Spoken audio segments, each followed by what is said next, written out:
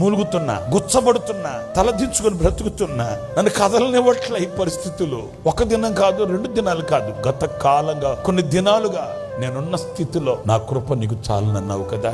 నీ అరచేతిలో చెక్కుకొని అన్నావు, అంతే చాలు. నీ మనస్సులో నేనుంటే చాలు. ఈ శ్రమ నాకు మేలే, ఎందుకంటే నీ ఆజ్ఞల మార్గంని నేను తొలగిపోకుండా నన్ను క్రమపరిచేది శ్రమయే. మనుషుల వైపు నేను పరుగులు తీయకుండా నాకు ఆదరణను కలిగించేది ఈ శ్రమయే. శ్రమ అనేది మేలంట. గోవకన్లు ఎట్లా ఉంటాయో తెలుసా మీకు? ఎప్పుడు నీళ్లతో కప్పబడి ఉంటాయి. ఆయన సంఘాన్ని ఎలా పోల్చి మాట్లాడుతున్నాడో తెలుసా? నీవు గువ్వకనులు కలిగిన దానవి, నీ కన్నీళ్లు నాకు తెలుసు, నీ శ్రమ నాకు తెలుసు, నీ శోధన నాకు తెలుసు.